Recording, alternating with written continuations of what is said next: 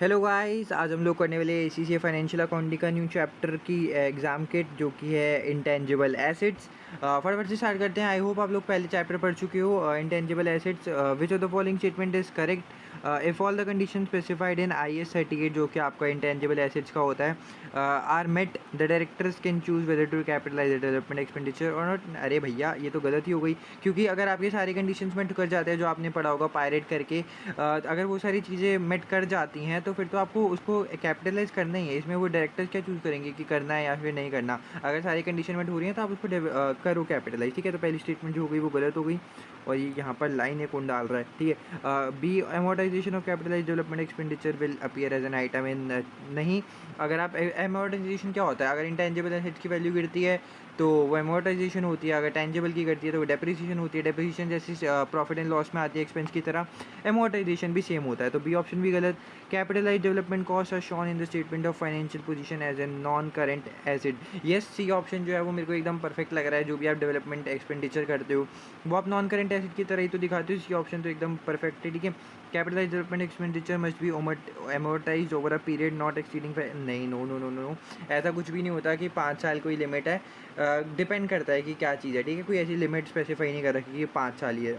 आगे चलते हैं, question number 202। Complete the following statement by selecting the appropriate wording from the choice available. When accounting for intangible assets using the revaluation model, movements in the carrying amount है। जब भी हम revaluation model करते हैं तो हमारी जो भी मूवमेंट्स वगैरह होती हैं वो कैरिंग अमाउंट की किस में होती हैं। ठीक है, accounting for in other comprehensive income and other components of equity. Yes, एकदम परफेक्ट आंसर दिख रहा है कि हम अदर कॉम्प्रिहेंसिव इनकम या फिर जो भी कॉम्पोनेंट्स ऑफ इक्विटी वगैरह होते हैं वो सब चीज़ों में ही करते हैं। प्रॉफिट एंड लॉस में करते हैं नहीं, खाली अदर कॉम्प्रिहेंसिव इनकम में नहीं होता, कंपोनेंट ऑफ इक्विटी में भी करते हैं। तो सी ऑप्शन भी गलत और डी ऑप्शन भी गलत, क्योंकि आधे अधूरे हैं। ठीक है, ए ऑप्शन जो है वो बेस्ट एंड करेक्ट। आगे चलते हैं, question number 203। What is the correct accounting treatment for an intangible asset with an indefinite useful life, जिसकी अनलिमिटेड लाइफ है। ठीक है, it is recognized at a cost for as long as the entity has a intangible asset। जब तक entity के पास है वो recognise करना चाहिए कॉस्ट पर।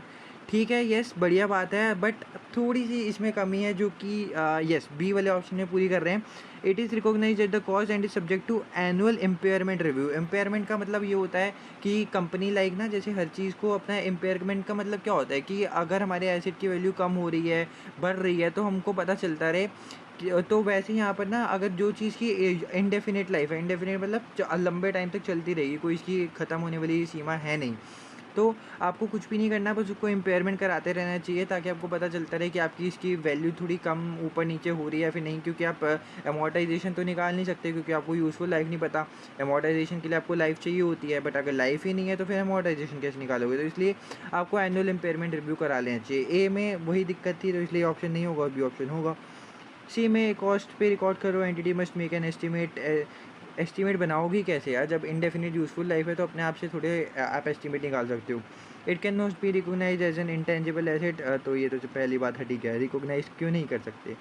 आगे चलते हैं, आइडेंटिफाई वेदर और not each of the following item should be capitalised और नॉट। इंटेंजिबल एसेट्स की तरह आपको कैपिटलाइज करना है नहीं। अगर एम्प्लॉयमेंट की कॉस्ट है स्टाफ की, अगर वो रिसर्च एक्टिविटीज़ कर रहे हैं तो साफ सीधी सी बात है नॉट कैपिटलाइज, ये तो नॉर्मल रिसर्च एक्सपेंडिचर में आप डाल दोगे। Cost of constructing a working model of a new product, अगर आप नया प्रोडक्ट है उसकी जो कॉस्ट कर रहे हो तो येस वो तो कैपिटलाइज होगा। आप एक नया प्रोडक्ट बना रहे हो और उसको कंस्ट्रक्ट कर रहे हो, वो कंस्ट्रक्ट करने के बाद वो आपके लिए कैसे टाइप ट्रीट होगा, तो वो डेवलपमेंट एक्सपेंडिचर ही है, वो आपका कैपिटलाइज होगा। Materials and consumable cost associated with conducting scientific experiment, अगर हम जो भी कंज्यूमेबल्स कॉस्ट या फिर मटेरियल्स की कॉस्ट है जो कि हम साइंटिफिक एक्सपेरिमेंट कर रहे हैं, इससे हमारा जो आगे कोई प्रोडक्शन रिलेटेड काम नहीं है या फिर ऐसा कोई काम नहीं है जो कि आने वाले टाइम में हमारे को कुछ डेवलपमेंट वगैरह चीज़ में हम कर रहे हैं, नॉर्मल कॉस्ट है जो कि एसोसिएट कर रहे हैं एक्सपेरिमेंट्स के लिए, तो ये कैपिटलाइज नहीं होगी। लाइसेंस परचेज किया, permit production and sale of a product for 10 years, 10 years के लिए लाइसेंस परचेज किया, ये साफ सीधी बात है। अमोर्टाइज भी आप इसको जो है वो कर सकते हो आराम से। इसके बाद आगे चलते हैं हम, question number 205। Complete the following statement by selecting the appropriate wording from the choice available. When accounting for intangible assets using the cost model, cost revaluation model होता है। Annual impairment charges are accounted for in OCI and other components of equity, no. Statement of yes.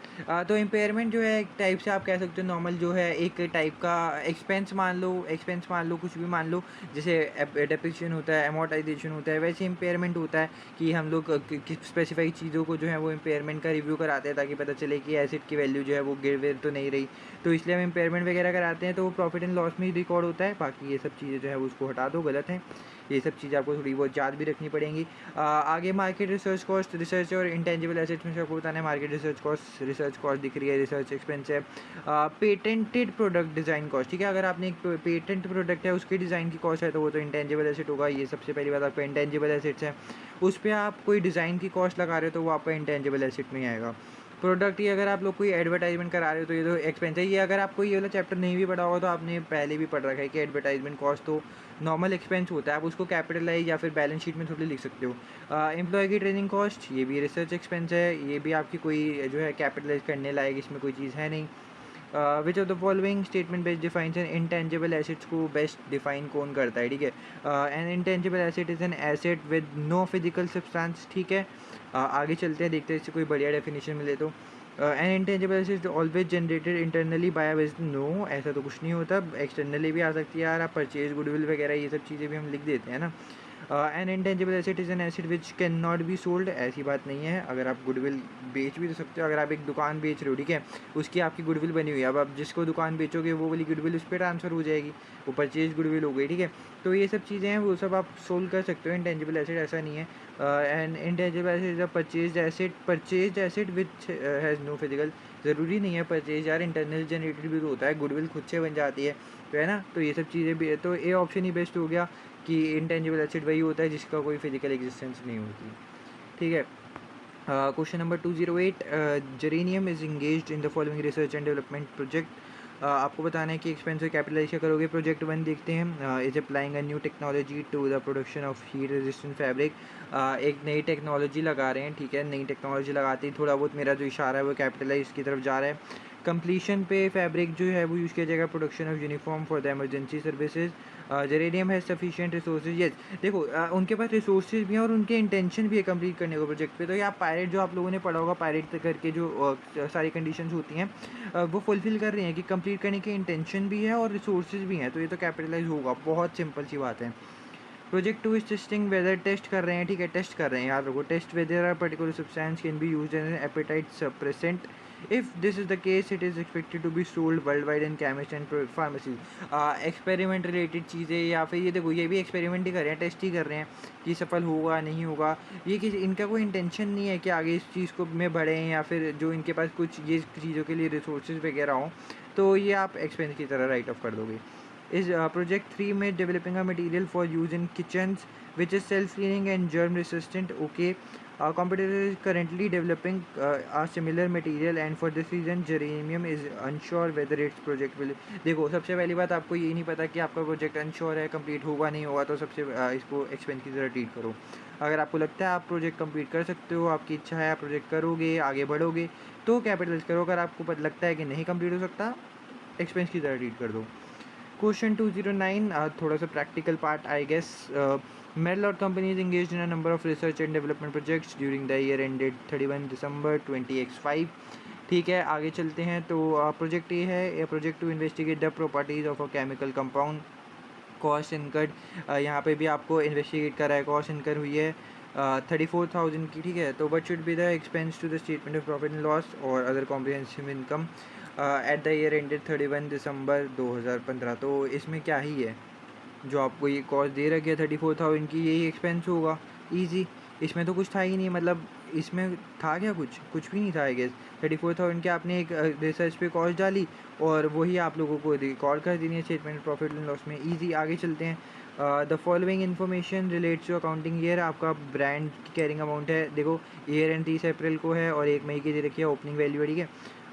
amortize the brand on straight line basis, it had an estimated useful life of 8 years from the date of with no residual value end of the period। At the end of the previous accounting period there was a accumulated depreciation of इतनी relating to the brand। अब आपको बताना है amortization कितना है और accumulated amortization, sorry मैं depreciation बोलूँगा, तो amortization का चार्ज बताना है कितना लगेगा और accumulated कितनी होगी। सबसे पहली बात, आपको अगर नॉर्मल चीज़ भी देखोगे ना, तो यहाँ पे कैरिंग अमाउंट दे रखा है आपको स्टार्टिंग का। कैरिंग अमाउंट का मतलब होता है कि डेप्रिसिएशन इसमें से हटा दी है, तो यहाँ पे आपको एक्यूमुलेटेड डेप्रिसिएशन 20,400 की दे रखी है। तो एक काम करो, आप लोग इसको ऐड कर दो 44,800 और 2400, ठीक है। तो इससे आपकी जो है वो कॉस्ट आ जाएगी 44,800 प्लस 2400, तो ये आपका आंसर आएगा 65,200, 65 और एक सेकंड, ये 880 है, 65,280, ठीक है। तो ये आपका आ जाएगा, ये जो है वो आपकी कॉस्ट है, ठीक है। ये जो है आपकी अमाउंट है 65,280, ये आपका कॉस्ट है, और ये जो है आपका 44,880 ये आपकी कैरिंग अमाउंट है, और ये जो आपकी है वो डिप्रिसिएशन है। अब आपको दे रखा है कि 8 ईयर्स जो है आपने परचेज़ का है, मतलब जो यूज़फुल लाइफ है वो 8 ईयर्स की है। तो अगर आपकी कॉस्ट इतनी है, तो अब मैंने ये 65,280 क्यों निकाला है, ताकि मैं डिप्रिसिएशन एमोर्टाइजेशन कैलकुलेट कर सकूँ, और एमोर्टाइजेशन के लिए मेरे को कॉस्ट ही होती है, ना कि कैरिंग अमाउंट। तो अब मेरे को कॉस्ट मिल गई है, कॉस्ट है मेरी ये 65,280। तो 65,280 को अगर मैं डिवाइड कर दूँ 8 से, तो मेरा आंसर आता है 8160। Okay, 8160 is my answer. Sorry, इसको हटाएं। और 8160 ये जो है वो मेरी एमोर्टाइजेशन आ रही है, पता नहीं डिप्रिसिएशन ही क्यों निकल रहा है। 8160 जो है हमारी एमोर्टाइजेशन है, तो यहाँ पे बी और सी में दिख रहा है। और एक्यूमुलेटेड कितनी होगी, 20,400 पहले थी।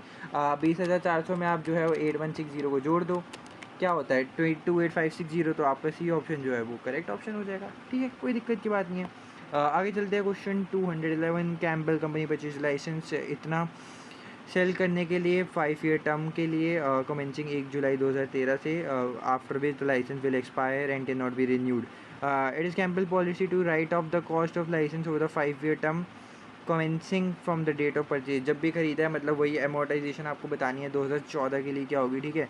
और आप लोगों ने 5 टर्म्स के लिए लिया है, कब से, 1 जुलाई 2013 से स्टार्ट हो रहा है, और 31 मार्च तक लेना है। पहले बीच में दोनों के फ़र्क देख रहे हो, 6 महीने जो है वो पूरे 2013 के निकल गए, और जो 3 महीने हैं वो 2014 के, यानी कि टोटल जो है वो 9 मंथ्स के लिए हम लोगों को करना है। आपको ये जो मंथ्स हैं वो भी याद रखने होंगे, ठीक है। तो 3600,000 यानी कि 3.6 मिलियन आप इसको कह सकते हो। तो पहले तो आप इस पर वो निकाल लो, जो एमोर्टाइजेशन है 5 साल के लिए लगेगी ना, तो आप इसको अगर आप करोगे 3600,000 यानी कि 3.6 मिलियन डिवाइडेड बाय, आप कर दो इसको 5 से, तो आपका आंसर आएगा 7,20,000। 7,20,000 जो आएगा वो आपका पूरे साल का आएगा। अब आपको निकालना है कि 9 महीने, जैसे कि हम लोगों ने गिना था, मल्टीप्लाई कर दो 9/12। और ये भाई देखो, ये वाला जो है वो डिवाइड में नहीं है, पता चले आप लोग इसको डिवाइड समझो, ये नॉर्मल लिखा हुआ था 7,20,000। मल्टीप्लाई करोगे 9/12 से, 7,20,000 मल्टीप्लाई 9/12 विच इज़ 5,40,000। आपका आंसर जो आ जाएगा अमोर्टाइजेशन का 540,000। ओके, आगे चलते हैं, question number 212। The following information relates to accounting year इतना, एंड में 31 दिसंबर हमारी 2000 जो है वो अकाउंटिंग पीरियड का एंड है। कैरिंग अमाउंट आपको दिया हुआ है 1 जनवरी का कैरिंग अमाउंट है, मतलब डिप्रिसिएशन हटाई हुई है, तो अगर हमें कॉस्ट की ज़रूरत पड़े तो हमें लानी पड़ेगी। Amount license on straight line basis, estimated useful life है 6 ईयर्स की, रेजिडुअल वैल्यू 0 है, और at the end of previous accounting period there was accumulated इतनी थी, ठीक है। मतलब सेम ही है यार। अब वो जो हमने ऊपर क्वेश्चन किया था, मतलब एकदम डिट्टो कॉपी पेस्ट, बस थोड़ी सी वैल्यू वगैरह मेरे को अलग दिख रही हैं। तो देखो, इतना अमाउंट इतना था, पहले मैं 17,500 और 12,500 को ऐड कर लेता हूँ, जिससे मेरे को अपनी वो पता चल जाए कॉस्ट। देखो 17,500 प्लस 12,500, 30,000 हमारी जो है वो कॉस्ट हो गई। 30,000 अगर कॉस्ट है 6 ईयर्स के लिए, तो पर एनम जो डिप्रिसिएशन है वो इसको डिवाइड कर दो, आपकी आ जाएगी 5,000। फिर से मैं डिप्रिसिएशन बोल रहा हूँ, आई डोंट नो वाई। तो देखो डी ऑप्शन और ए ऑप्शन में है, तो बी सी तो पहले ही कर गए, ठीक है। एक्चुअल एक्यूमुलेटेड आपको बताना है, तो पहले आपकी 12,500 थी, 5,000 आपकी और जुड़ गई, तो कितनी हो गई 17,500। तो डी ऑप्शन जो है वो आपका करेक्ट हो जाएगा। और अगर आपको थोड़ा सा दिक्कत आए कि यार भाई आप ये बताओ कि 17,500 और ये जो इसको आप कर रहे हो 17,500 और 12,500, फिर 30,000 आ रहा है, ये कैसे आ रहा है, ठीक है। तो अगर मैं आपको ये बताऊँ, तो अगर नॉर्मल फॉर्मेट होता है तो क्या होता है कि हम लिखते हैं कॉस्ट, उसमें से एक्यूमुलेटेड डिप्रिसिएशन को माइनस करते हैं, ठीक है, उसके बाद मेरा कैरिंग अमाउंट आता है। अब बस मैं रिवर्स वर्किंग कर रहा हूँ कि मेरे को कैरिंग अमाउंट पता है, तो कैरिंग अमाउंट में मैं इसको एक्यूमुलेटेड डिप्रिसिएशन को ऐड करूँगा, तभी तो मेरा कॉस्ट आएगा ना। रिवर्स वर्किंग कर रहा हूँ बस मैं, नॉर्मल सी और भी कुछ भी नहीं कर रहा। जैसे कि अगर मेरी कॉस्ट है 100 और एक्यूमुलेटेड डिप्रिसिएशन होती है 30, तो कैरिंग अमाउंट आ जाता है मेरा 70, ठीक है, ऐसे होता है। अब मेरे को ये मान लो ये वैल्यू दे रखी है कि मेरी कैरिंग अमाउंट 70 है, और ये वाला अमाउंट भी दे रखा है डिप्रिसिएशन का कि ये 30 है, तो मैं क्या ये वाला अमाउंट नहीं निकाल सकता हूँ कॉस्ट, निकाल सकता हूँ 70 और इसको दोनों को ऐड कर दो तो आपको कॉस्ट मिल जाएगी। ठीक है, नॉर्मल मैच है। बाकी मैंने इसीलिए बताया कि अगर किसी को कुछ नहीं समझ में ना आए कि मैंने प्लस क्यों किया है। ठीक है, बाकी आगे चलते हैं। आपको बताना है which three of the following statement are true in relation to the application of IAS 38 intangible asset. Research cost should be expense to statement of profit and loss, एकदम ट्रू स्टेटमेंट है। रिसर्च कॉस्ट जो है वो expense की जाती है, development वाला जो है वो आप कैपिटलाइज करते हो।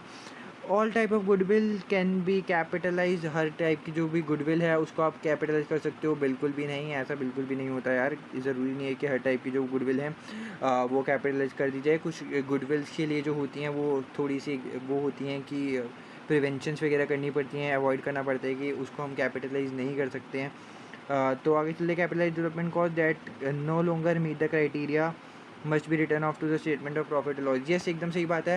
अगर आपको लगता है कि आप लोग इसको डेवलप करना चाहिए था बट आप क्राइटेरिया मेट नहीं कर रहा है तो आपको उसको एक्सपेंस करना चाहिए, ना कि capitalise. Capitalise development cost are amortised from the date the asset is available to user sales. एकदम सही स्टेटमेंट है यार, मतलब एकदम बुकिश लैंग्वेज छाप रखे है। True. Research cost return of can be recapitalised when the developed asset is feasible. No, ऐसा कुछ नहीं हो सकता। अगर आप लोगों ने एक बार ही रिसर्च कॉस्ट को रिटर्न ऑफ कर दिया है तो आप उसको रिकैपिटलाइज नहीं कर सकते, आपको statement of profit and loss में ही दिखाना पड़ेगा। तो ये false. Only purchase intangibles can be capitalize. No no no no, false. ज़रूरी नहीं है। इंटरनल जो भी इंटेंजिबल होते हैं, गुडविल हो गया, बाकी वो पेटेंट हो गए, ये सब चीज़ें हो गई, वो सब क्या होते हैं वो आप उसको भी कैपिटलाइज कर सकते हो। ज़रूरी नहीं है कि खाली परचेज वाले को ही कर सको। आगे चलते हैं question 214। Merit company is engage in number of research and development projects. 31 दिसंबर ईयर एंड है, प्रोजेक्ट भी है। Develop a new process which will save production time in the manufacture widgets. The project commence on 1 जनवरी को हुआ था और criteria met किया है 31 अगस्त को। ठीक है, आपको ये अब देखो, अब ये वाली चीज़ें ऐसे क्वेश्चन में ना आपको ये देखना है कि क्राइटेरिया कब मेट करा है 31 अगस्त को, प्रोजेक्ट स्टार्ट कब करा है 1 जनवरी को। ठीक है, और कॉस्ट इनकर हुई है पूरे साल के दौरान कितनी हुई है 870 और टू 31 अगस्त तक, और 27,800 फ्रॉम 1 सितंबर। ठीक है, तो अगर मैं आपको ये समझाना चाहूँ तो इजी तरीके से समझा सकते हैं। बाकी अब क्वेश्चन में पढ़ते हैं कि कह रहे हैं। What amount should be expense to the statement of profit और loss and other comprehensive income. अब यहाँ पर तो यार आपसे सीधा ये पूछ लिया कि क्या अमाउंट एक्सपेंस होगा। देखो एक काम करते हैं, इसको ना चार्ट बना के समझते हैं ताकि ये वाला क्वेश्चन अच्छे से समझ में आ जाए। हाँ जी, तो देखो ये हमारा पूरा, देखो अगर हम ऐसे बनाएं, ये पूरी बड़ी सी लाइन है, ये आपका चार्ट है, 1 जनवरी है और ये 31 दिसंबर है और आपका अगस्त था बीच में। ठीक है, अगस्त में कितना था हमारा 31। ठीक है, 31 अगस्त। ठीक है, तो अब 1 जनवरी से 31 अगस्त तक आपका क्राइटेरिया मेट नहीं किया है, क्राइटेरिया मेट किया है यहाँ पर। तो 1 जनवरी से 31 अगस्त इसमें जितनी भी कॉस्ट आने वाली है वो आपकी कॉस्ट जो है वो रिसर्च में आएगी, क्योंकि आपका क्राइटेरिया मेट नहीं करा है। जब क्राइटेरिया मेट करते हैं तभी अमोर्टाइजेशन स्टार्ट करते हो। तो अगर आप जनवरी से लेकर अगस्त तक डालोगे तो टोटल 8 महीने बनते हैं, 8 महीने बनते हैं। ठीक है, 8 महीने की आप लोगों की जितनी भी कॉस्ट आती है वो आपको एक्सपेंस करनी पड़ेगी, और वो आपको कॉस्ट दे रखी है, आपको कुछ प्रो राटा वगैरह ये सब चीज़ नहीं करनी। 78,870, तो यही जो है वो आपका एक्सपेंस हो जाएगा 78,870। ये आपकी कॉस्ट एक्सपेंस आउट हो गई। ठीक है, तो आपका ये तो आसान सा था। अब देखो क्वेश्चन नंबर 715, ये भी सेम क्वेश्चन है। अब बाकी पढ़ते हैं, इसमें बताना क्या है। What should be expend to the statement profit and loss and other comprehensive income in project C. Project C है आपका development project which was completed on 30 June को कंप्लीट हो गया था। और ईयर एंड, देखो ऐसे क्वेश्चन में ईयर एंड पता होना चाहिए, प्रोजेक्ट कब कंप्लीट होता है, ये सब चीज़ें आपको जाननी चाहिए। डेवलपमेंट कॉस्ट जो थी इनकर हुई है 31 दिसंबर 2014 को इतनी। Okay, development cost. ठीक है, और with a further 19,800 incurred between January and June. Production और sales of the new product commence on 1 September. Production जो है वो कमेंस हुई है 1 सितंबर से, और एक्सपेक्ट है कि वो लास्ट करेगी 36 मंथ्स के लिए, यानी कि मतलब 3 साल आप अगर मान चलते हो। तो मैं इसको भी आपको थोड़ा चार्ट की तरह से समझाना चाहूँ तो देखो, ईयर एंड है हमारा इतना, और 30 जून को जो है वो हमारा प्रोजेक्ट कंप्लीट हुआ है। देखो अगर हम इसको बनाएं वापस से यहाँ पर, पूरा ये हमारी लाइन बनाएंगे हम पूरा ईयर की तरह। ये हो गया 1 जनवरी, ये हो गया 31 दिसंबर। ठीक है, और बीच में हमारा पहले आया था देखो कि कंप्लीट हुआ है 30 जून को, तो एक मैं यहाँ पे 30 जून की लाइन बनाऊँगा। यहाँ पे जो है हमारा प्रोजेक्ट कंप्लीट हो चुका है। ठीक है, कंप्लीट हो गया है यहाँ पर। इसके बाद और कंप्लीट हुआ है, और इनकम अप टू 31 दिसंबर 2000, और पूरे साल में हमारी जो कॉस्ट कितनी लगी है 2,90,000। तो 2,90,000 ये 1 जनवरी से लेके 31 दिसंबर, इतनी कॉस्ट हमारी है 2,90,000 की। लेकिन हमारा जो कंप्लीट का वो है 30 जून को है, ये बात याद रखो, 30 जून को कंप्लीट हुआ है। इसके बाद 2,90,000 पूरे साल की है और 19,800 इनकर हुआ है जनवरी से जून के बीच में, तो इतने के बीच में आपका है 19,800। ओके, बहुत बढ़िया, अच्छी बात है, हमें बता दिया, क्योंकि ये जो वाला एक्सपेंस है ये हमारा एक्सपेंस हो जाएगा रिसर्च की तरह, हम इसको वो कर सकते हैं। इसके बाद 30 जून तक हमारा प्रोजेक्ट कंप्लीट हुआ है। इसके बाद आप देखो production and sales of new product commenced on 1 सितंबर से और एक्सपेक्टेड करें 1 सितंबर से, अब मतलब स्टार्ट हुआ है, तो यहाँ पर अगर इसको नीचे करें और 1 सितंबर से आपका प्रोडक्शन जो है वो स्टार्ट हो चुका है 1 सितंबर से, यहाँ पर 1 सितंबर और लास्ट करेगा 36 मंथ यानी कि 3 साल के लिए। अब देखो यहाँ पर अगर आप देखो 2,90,000 पूरे लगे मेरे डेवलपमेंट कॉस्ट के ऊपर, उसके बाद मैंने वापस अलग से लगाए 19,800, मतलब 2,90,000 तो मेरे लगे ही लगे, उसके बाद 19,800 भी लगाए, ठीक है। और ये मेरे जून से अब सितंबर, और आपको देखना है कि देखो सितंबर का महीना, अक्टूबर का महीना, नवंबर का महीना और दिसंबर का महीना, ये टोटल मेरे पास 4 महीने हैं जिसमें जो मैं अमोर्टाइजेशन लगा सकता हूँ, और मेरे को देखो अमोर्टाइजेशन ही बताना है, ठीक है, कितना एक्सपेंस मेरा एक्सपेंस जाएगा स्टेटमेंट प्रॉफिट एंड लॉस में, तो मेरे को पूरा अमोर्टाइजेशन बताना है। और अमोर्टाइजेशन बताने के लिए, और देखो यहाँ पे लिखा है कि शुड बी एक्सपेंस के अंदर अमोर्टाइजेशन भी आएगा, और जो आप रिसर्च के अंदर कॉस्ट डालोगे वो भी आपका एक्सपेंस होता है, वो भी स्टेटमेंट प्रॉफिट एंड लॉस में आएगा। तो सबसे पहली बार 2,90,000 आएगा, उसके बाद 19,800 आएगा, आप उसके बाद उसको कर सकते हो प्रोरेट, जो कि आपको दे रखा है, एक सेकेंड, यस। तो ये आपका पूरा टेबल था, 2,90,000 आपकी जो है वो कॉस्ट आ गई, प्लस 19,800, और आप इसको कितने मंथ्स के लिए करोगे, देखो 4 महीने जो है आपके करोगे प्रोजेक्ट, सितंबर, अक्टूबर, नवंबर, दिसंबर, क्योंकि सितंबर को जाके हमारा प्रोजेक्ट आगे बढ़ा है, कि यहाँ पे देख रहे हो प्रोजेक्ट की कमेंसमेंट कब से स्टार्ट हुई है, जब से हमने प्रोजेक्ट स्टार्ट करते हैं तभी से अमोर्टाइजेशन लगती है। तो 19,800 इंटू 4, 4 महीने, सितंबर, अक्टूबर, नवंबर, दिसंबर, और 36 महीने के लिए आपको दे रखा है, तो 4 अपॉन में कर दोगे 36, 290 plus 2,90,000 plus 19,800 multiply by 4 upon में 36, ये आपका जो आंसर आता है 34422, ऐसा कुछ करके आ रहा है पॉइंट में, तो आपका इतना ही छोड़ोगे तो काफ़ी सही रहेगा, और यही आपका आंसर हो जाएगा। आपको एक्सपेंस बताना था, आप लोगों ने बता दिया भैया कि ये हमारा जो है वो एक्सपेंस रहने वाला है, ठीक है। आगे चलते हैं, question number 216, which is the last question of this chapter, which of the following statement best describe amortization. It means of spreading of payment for an intangible over a period of years. No, ऐसा नहीं होता है. It is a means of spreading the cost of intangible assets over its estimated useful life. Yes, this is correct. जो भी उसकी estimated useful life होती है उसमें spread करने के लिए होता है, ना कि over a period of years. कितने साल के लिए भाई, estimated useful life के लिए करते हैं. Means of estimating the amount of money needed to replace the intangible, नहीं, it is measured of decline in the market value of no. ठीक है, तो बी ऑप्शन करेक्ट है, बाकी तो ऑप्शन मतलब ऐसे देख साफ पता ही चल रहा है कि क्या क्या ऑप्शन इसके होने वाले हैं। आई होप आपको जो वीडियो है वो अच्छे तरीके से समझ में आई हो, और अगर कुछ नहीं समझ में आया तो आप यार रिवाइंड करके देखो, फिर भी नहीं आया कमेंट करो। मैंने जो है चैनल के अबाउट में आपको अपना वो भी बता रखा है, टेलीग्राम का यूज़र नेम, आपको कोई भी डाउट होता है आप उसमें से जाके मेरे से पूछ सकते हो कभी भी कुछ भी, ठीक है। एनी टाइम मैं जब भी फ्री होऊंगा आपको जो है वो बात कर लेंगे, और जो भी दिक्कत आएगी वो सॉल्व कर देंगे, ठीक है। बाकी वीडियो अच्छी लगी लाइक कर देना, चैनल पर नए सब्सक्राइब कर देना। मिलते हैं नेक्स्ट वीडियो में, बाय बाय।